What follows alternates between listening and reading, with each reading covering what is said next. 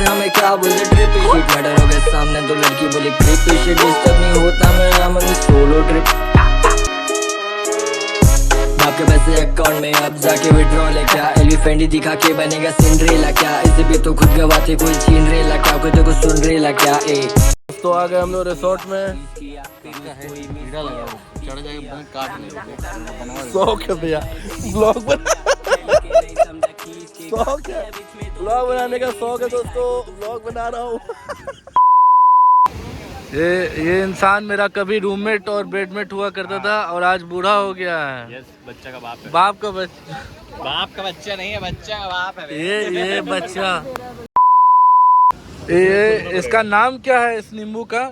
गागर नींबू। तो दोस्तों अंडमान का ये बड़ा ही बेहतरीन नज़ारा देखने को मिल रहा है, एक जंगली नींबू। इसका इस्तेमाल कब होता? दारू पीने के बाद थोड़ा सा खट्टा खट्टा, क्या मजा आ जाएगा। कैसा लग रहा है भैया आपको? टेस्ट तो डिफरेंट है, काफ़ी बेहतरीन है ये जंगली नींबू। आप लोग खाइए, एंजॉय करिए, मीठा लगेगा। नींबू के नाम पर मीठा नींबू है। कैसा लग रहा है आपको? मज़ा आ गया, वाह। तो दोस्तों हम लोग आए हुए इस वक्त पोर्ट ब्लेयर के 100 मील में, 100 SAWMILL और यहाँ बॉम्ब पिट और शौचालय बिल्कुल अगल बगल है। और हम लोग जा रहे हैं बॉम्ब पिट। एक्चुअली हम लोग का कन्फ्यूज़न ये था कि ये बॉम्ब पिट के नीचे शौचालय हैं, तो हम लोग को ऐसा लगा कि ये शौचालय को ही बॉम्ब पिट बोला जा रहा है। तो यही सेल है वो वीर सावरकर जी का, और आप देख सकते हो काफ़ी छोटा बेड, काफ़ी डिप्रेसिंग प्लेस है। People generally go for trekking, bird watching, sea snorkeling, stuff like that. People used to plan 4 to 5 days of Andaman trips, but nowadays they plan for like 14 days because they are now exploring the other sides of Andaman. Nicobar is still not that much of exploited. इतना ही बोला। Washroom में TV, तो यहाँ पे TV लगा हुआ है इस रेस्टोरेंट में। इसका नाम पता नहीं क्या है, लेकिन दो चीज़ हमको समझ में नहीं आया, क्यों लगाया गया है ये टीवी? क्या क्रिकेट देखने के लिए? और अगर क्रिकेट नहीं चल रहा है तो हम लोग यहाँ क्या देखें, बताइए। दोस्तों हम लोग घूमने निकल गए हैं पोर्ट ब्लेयर, और जो हमारा पहला पड़ाव होगा वो होगा नेवल म्यूजियम, और उसके बाद जाएंगे चार्डम 100 मील। ये क्या है? 100 मील ब्रिटिशर्स के ज़माने का 100 मील। अच्छा, ब्रिटिशर्स के ज़माने का 100 मील। तो फिर हम आप लोगों को आगे वीडियो में दिखाते रहेंगे, और काफ़ी बच्चे लोग हैं पीछे। Say hi to my vlog. Hello. Andaman और निकोबार का इतिहास रामायण काल से ही शुरू होता है। रामायण काल में इसे हथुकामन के नाम से जाना जाता था। जैसे जैसे समय बीतता गया इसका नाम भी बदलता गया। प्रथम शताब्दी में इस स्थान को अगादेमोन कहा जाता था, और टॉलमी के अनुसार इसका नाम अगादेमोन था। विश्व के विभिन्न भागों से पर्यटकों ने यहाँ का भ्रमण किया। 19वीं शताब्दी में अरब यात्रियों ने इन द्वीपों का दौरा किया। 13वीं शताब्दी में मार्को पोलो यहाँ आए और उन्होंने इन द्वीपों का अंगामेनियन नाम से वर्णन किया। इसके अलावा 14वीं शताब्दी में फ्रायर एंडारिक और 16वीं शताब्दी में सीजर फ्रेडरिक ने इन द्वीपों का दौरा किया। 17वीं शताब्दी में रॉयल इंडियन नेवी के लेफ्टिनेंट आर्चीबाल्ड ब्लेयर ने दक्षिण अंडमान के पास एक छोटे से द्वीप पर एक नौसैनिक अड्डा बनाया, जंगलों को साफ किया और घर बनाए, और उन घरों के चारों ओर सब्जियों और ऑर्चिड के बगीचे लगाए। इस प्रकार इस अछूते जंगली संसार पर मानव नियंत्रित सभ्यता के आगमन का आधार स्थापित हुआ। चलिए अब बात करते हैं उस जगह की जिसका दृश्य मैं अपने ब्लॉग में आप लोगों को इस वक्त दिखा रहा हूँ। इस जगह का नाम है naval marine museum port Blair. Naval museum वर्तमान और अतीत को प्रदर्शित करता है। इसे 5 अलग अलग कमरों में बांटा गया है, और उनमें से हर एक अंडमान के एक अलग पहलू को दर्शाता है। स्वागत करते हुए जैसे ही आप संग्रहालय में प्रवेश करेंगे, आपको कंकाल रूप में एक विशाल ब्लू व्हेल दिखाई देगी। पहला कमरा द्वीपों के भौगोलिक इतिहास को प्रस्तुत करता है। जिसमें इसके नाम के पीछे का इतिहास और इसके निर्माण के तरीके को शामिल किया गया है। दूसरे कमरे में एक एक्वेरियम है जिसमें विभिन्न प्रकार और आकार की मछलियां हैं, कोरल्स, जिनके लिए यह द्वीप बहुत प्रसिद्ध है, तीसरे कमरे में प्रदर्शित है। चौथा कमरा बड़े पैमाने पर सीपियों को प्रदर्शित करता है। सीपियां मतलब शेल्स।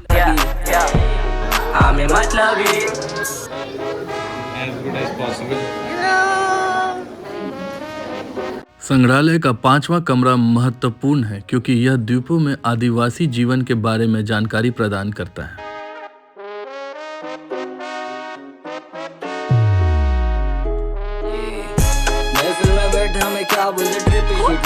तो दोस्तों हम लोग आए हुए इस वक्त पोर्ट ब्लेयर के 100 मील में 100 SAWMILL और यहाँ बॉम्ब पिट और शौचालय बिल्कुल अगल बगल है।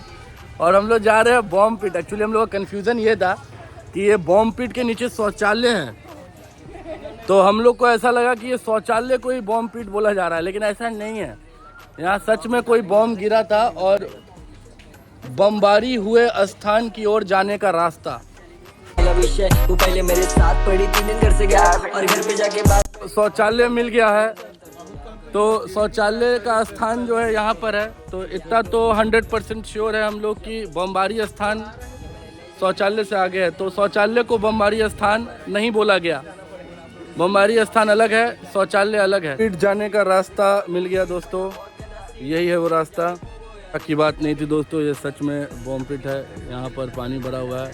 इस मिल की स्थापना 1883 में निर्माण कार्यों के लिए लकड़ी की स्थानीय आवश्यकताओं को पूरा करने के प्राथमिक उद्देश्य से की गई थी। प्रारंभ में स्थापित मशीनें सेकेंड हैंड थी और उस समय उपलब्ध अकुशल मानव शक्ति से संचालित होती थी। दुर्भाग्य से द्वितीय विश्व युद्ध के दौरान बमों के सीधे प्रहार से मिल बुरी तरह नष्ट हो गई, जिससे इसका कामकाज पूरी तरह से ठप हो गया। हालांकि द्वितीय विश्व युद्ध के बाद द्वीपवासियों की लकड़ी की निरंतर आवश्यकता को पूरा करने के लिए पुरानी मशीनरी को बचाकर मील को 40 और 50 के दशक के मध्य में पुनर्जीवित किया गया।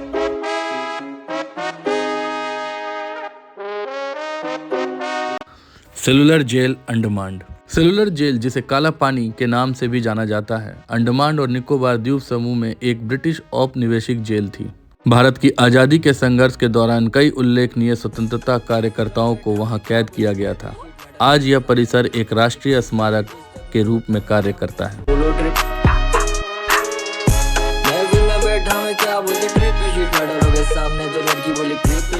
मॉडल यहाँ पे आप लोगों को दिखाया गया। ब्रिटिश गवर्नमेंट ने जो सेलुलर जेल बनाए थे, जेल का मॉडल था स्टारफिश के मॉडल, क्लॉकवाइज की पूरी जेल, जैसे कि इस प्रकार का टोटल 7 विंग्स हुआ करता था। तो इस पूरे 7 विंग्स में टोटल सेल्स जो होते थे 693 सेल्स हुआ करता था। बट अभी आप जहाँ पे खड़े हो, आप लोग इस बिल्डिंग में खड़े हो, जेल की मेन फ्रंट पोर्शन है तभी का बना हुआ है। ब्रिटिशर्स इसे एडमिनिस्ट्रेटिव ब्लॉक की तरह यूज करते थे। तो ये गैलरी देखने के बाद जैसे आप लोग जेल में एंटर करोगे, जैसे ही जेल के अंदर एंटर करोगे, जेल का फर्स्ट पॉइंट, पहला पॉइंट हैंगिंग प्लेस, फांसी है। उसके बाद कंटेन सेल, वीर सावरकर जी का सेल, जेल एंड वर्कशॉप। इस वर्कशॉप में आप लोगों को ये दिखाया गया ब्रिटिश टाइम में उन फ्रीडम फाइटर्स को कैसे पनिश करते थे, क्या काम करवाया जाता था। कुछ मॉडल, कुछ स्टैचूज आपको इस वर्कशॉप में दिखाया गया। तो ये सारे कुछ देखते हुए आप जाओगे सबसे टॉप पॉइंट वॉच टावर, यहाँ पे 2 गार्ड खड़े होते थे और पूरी जेल की यहाँ से वॉच करते थे। देखिएगा ये watch tower, centre tower, entrance point. आपको जेल में जाना है, पहले आपको इस सेंटर टावर पर जाना पड़ेगा, उसके बाद ही आप जेल के अंदर एंटर कर सकते हो, क्योंकि पूरे 7 विंग्स के एंट्रेंस इसी सेंटर टावर से कनेक्टेड हुआ करता था और कहीं से भी नहीं था, रास्ता नहीं था आप लोगों को जेल के अंदर जाने का। तो इस पूरे सेलुलर जेल को घूमने के लिए आप 1 से 45 मिनट का समय लगता है। यहाँ पे गाइडेड टूर भी होता है, हर आधे घंटे में एक गाइड यहाँ से निकलता है। जो ब्लॉक से इंटर किए, ये ब्रिटिश टाइम की एडमिनिस्ट्रेटिव ब्लॉक हो करते थे। जेलर, असिस्टेंट जेलर की ऑफिस, उनकी रेसिडेंस हुआ करता था। जहाँ पे आज एक एग्जीबिशन गैलरी, फ्रीडम फाइटर्स की फ़ोटो गैलरी है। एग्जीबिशन गैलरी इन्फॉर्मेशन के साथ है, काला पानी का मीनिंग क्या है, यहाँ पे सेटलमेंट्स में अंग्रेज कब आए, जेल के निर्माण कैसे हुई, और कैसे इन स्वतंत्र सेनानियों को यातना दिया गया। रीडिंग सेक्शन है। आज के समय किसी के पास वक्त इतने नहीं है कि इतिहास सुने और इतिहास सुन के सुनाने के लिए। तो इस गैलरी की कॉन्सेप्ट ये है कि आप एक गाइड के साथ जाएंगे तभी समझ पाएंगे। यहाँ पे ऐसी फीलिंग्स है जो गैलरी के अंदर इंटर करने के बाद आज की जनरेशन के साथ जो पेरेंट्स आ रहे हैं, पेरेंट्स के पास कभी बच्चे क्वेश्चन नहीं करते। पेरेंट्स के पास क्वेश्चन करने के पास वक्त नहीं है बच्चे को जवाब दें, तो बच्चे अपने आप पे प्रिपेयर होते हैं कि अपने आप में उतने कॉन्फिडेंट वाले बच्चे भी, तो बच्चे के साथ यहाँ पे इंटर करते हैं, वो बच्चे के साथ कनेक्ट किया गया। गार्ड जो भी होंगे उन्हें उतारने की ज़रूरत नहीं है। कॉरिडोर के थ्रू सेंट्रल टावर आने के बाद कहीं भी एक्सपो कर सकें और मीनार के ऊपर एक गार्ड उनकी काम होती थी outside of the cellular jail को वॉच करें। और जेल के निर्माण के दौरान 1893 के समय इसके एस्टिमेट किया गया 5,17,350 rupees. When they finished up more than 7.5 lakh rupees without labour charge, only material cost. As a present के तौर पे अंग्रेजों ने इसे इस्तेमाल किया 1938 तक। 1938 when they declare we give equal freedom, उस दौरान जो रिहा हुए कुछ लोग यहीं पे बस गए, कुछ लोग वापस चले गए। 1939 वर्ल्ड वॉर 2 के समय यहाँ के फोर्स को भी यूटिलाइज किया गया, भारत जैसे और भी कंट्री में फोर्स भी चले गई। 1941 अंडमान में बहुत बड़ी भूकंप, जिस भूकंप के दौरान ब्रिटिश डिसाइड करते हैं कि आइलैंड सेफ नहीं है, तो यहाँ से बाइकआउट करने लगे। 1942 to 45 जापानीज की शासन रही। इसी दौरान नेताजी सुभाष चंद्र बोस जी की विजिट आज़ाद हिंद फोर्स की ऑर्गेनाइज किए। यहाँ पे हिंदुस्तान का पहला तिरंगा फहराने के बाद इस द्वीप को शहीद द्वीप, स्वराज द्वीप घोषित करने के बाद रिटर्न बैक मणिपुर। हिरोशिमा के बाद जापानीज भी चले गए, अगेन ब्रिटिश की शासन। रिपब्लिक के बाद अंडमान इंडिया के पार्टी इंडियन गवर्नमेंट आने के बाद कुछ ब्लॉक 1941 की भूकंप से जो डैमेज हुई, जिसे प्रॉपर मेंटेन नहीं होने के कारण कुछ ब्लॉक को हटाकर वहाँ पे सरकारी अस्पताल बनवा देगा। अब हमारे पास आप देख पा रहे हैं 1 and 7, ये विंग नंबर 1 and 7 दो ब्लॉक दिख रही है, इसके बैक साइड और एक block wing number 6 and all identical cell. Cell की क्या साइज है अंदर जाने से पहले एक्सप्लेन करेंगे। तो फर्स्ट हम फांसीगर से स्टार्ट करेंगे, उसके बाद वर्कशॉप चलेंगे, लास्ट मेरी एक्सप्लेन कंप्लीट होगी सेंट्रल टावर के ग्राउंड फ्लोर, जहाँ पे सेल और कुछ फ्रीडम फाइटर्स के बारे में एक्सप्लेन करके कंप्लीट करूंगा। वॉच टावर जाने के लिए आपको सेंटर पार्ट है जहाँ पे लिस्ट ऑफ फ्रीडम फाइटर है, वहाँ से आपको वुडन स्टेप्स मिलेंगे, लकड़ी की सीढ़ी टॉप में जाने के लिए। ध्यान में रखिएगा चढ़ने के टाइम वो सीढ़ी बड़ा है, वो सीढ़ी छोटा है, ध्यान से ऊपर चढ़ना और उतरना। फोटोग्राफी के लिए ऊपर जाएंगे और जिनके साथ छोटे बच्चे हैं प्लीज इनका हाथ पकड़ के रखिएगा। ओपन टेरिस साइड पे कोई गार्ड नहीं है, तो ध्यान से फोटोग्राफी लेकर नीचे आए। यहाँ पे आपको सेल के बारे में बताया जाएगा। जब आप लोग सेल देखने जाएंगे तो हर एक विंग का जो रोज शुरू होगा उसका पहला सेल आप लोग को बड़ा मिलेगा, डबल डोर है। पहला सेल को गार्ड सेल बोलते हैं, यानी कि एक गार्ड वहाँ पे आराम करता था, एक गार्ड यहाँ पे स्टैंड होकर ड्यूटी करता था। इनका शिफ्टिंग ड्यूटी जो है with in a fraction of second हो सके बोल के पहला सेल गार्ड लोग को आराम करने के लिए बनाया गया। ये पूरा रो को देखने के लिए एक ही गार्ड खड़ा होता था। एक विंग में सिर्फ 3 गार्ड लगते थे, ground floor, first floor and second floor. तो मैंने आपको बताया टोटल 7 विंग, 3 into 7 कर दीजिए 21 गार्ड जोर में। वॉच टावर में 2 गार्ड यानी कि 700 लोगों को देखने के लिए सिर्फ 23 गार्ड का जरूरत है। 23 गार्ड सफिशिएंट पूरा जेल को आराम से वॉच कर सकते। और जब सेल देखने जाएंगे तो सेल के सामने आप लोग करेंगे तो पहले आप देखेंगे लेफ्ट हैंड साइड, थोड़ा सा आगे के लिए लेफ्ट हैंड साइड में इसका लॉकिंग सिस्टम काफ़ी स्ट्रॉन्ग लॉकिंग सिस्टम था, बहुत दूर से लॉक करते थे। कहा जाता है कि लॉक करने के बाद जो फ्रीडम फाइटर सेल के अंदर होगा, अगर इनको चाबी मिल जाएगा तो भी ताला खोल के नहीं जा सकता है। वहाँ से लेके यहाँ तक इनका हाथ रिच नहीं कर पाए। राइट साइड में एक छोटा सा बॉक्स बनाया गया है जहाँ पे नाइट टाइम पे जरूरत का कोई सामान या खाना देने के लिए यूज करते हैं। सेल का अंदर का डायमेंशन 13/2 एंड 7/2। एक सेल में एक जन, सेल के अंदर कोई लाइट का फैसिलिटी, जो भी लाइट लगाया गया सब रात को शो के लिए लगाया गया। और हर सेल के अंदर में सोने के लिए इनको एक लकड़ी का बेड देते थे, वुडन बेड, इसके ऊपर एक ब्लैंकेट डाला जाता था। बेड का जो है हाइट काफ़ी कम लेकिन इसका वेट बहुत ज़्यादा, करीबन 50 से लेके 60 kg के हैवी बेड। इतने हैवी बेड देने का रीज़न क्या है बोलने से, इन केस कोई गार्ड उसको चेक करने के लिए सेल के अंदर में जाए तो उसको वेपन के रूप में यूज़ ना कर सके, उठा के किसी को मार ना सके, सरकाना भी मुश्किल था। खाना खाने के लिए इनको लोहे का बर्तन देते थे, आयरन प्लेट्स। खाना एक तो बिटन दिया जाता था। फ्रीडम फाइटर ये सोचे कि इसको आराम से भूख लगने पर खाए, पॉसिबल नहीं है क्योंकि आयरन का उसमें खाना बहुत जल्दी रिएक्ट होकर खराब हो जाएगा, पॉइजन हो जाए। तो आज भी हम लोग खाना खाते हैं तो स्टील या फाइबर का प्लेट्स, लोहे का बर्तन।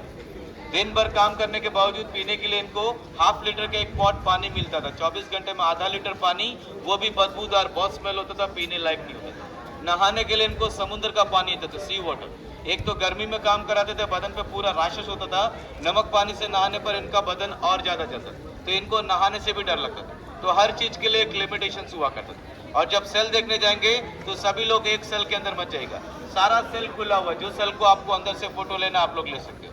और ध्यान में रखिएगा, ये जो दिख रहा है आपको ground floor, first floor, second floor, second floor का आखिरी वाला कमरा सावरकर जी का। बहुत लोग मिस्टेक क्या करते हैं, ग्राउंड फ्लोर से फर्स्ट फ्लोर जाते हैं, फर्स्ट फ्लोर से लास्ट कमरा चले जाते हैं। सेकेंड फ्लोर का लास्ट कमरा सावरकर जी का। वापस लौटेंगे तो सेंटर पार्ट में आ सकते हो, वहीं से ऊपर जाएंगे व्यू पॉइंट फोटोग्राफी के लिए। आगे के सेक्शन में आपको फ्रीडम फाइटर्स के बारे में बताया जाएगा। आगे के सेक्शन में चलने के टाइम ध्यान में रखिएगा, जो लोग लंबे हैं कृपया सर बचाएंगे, क्योंकि सभी जगह पे आपको डोर छोटा मिलेगा। तो please mind your it. Next section में आपको तो हम लोग अंडमान के सेलुलर जेल में आए हुए इस वक्त और जा रहे हैं वीर सावरकर जी का सेल देखने के लिए। बड़ा हिस्टोरिक प्लेस है ये और अपडेट देते रहूँगा मैं आपको।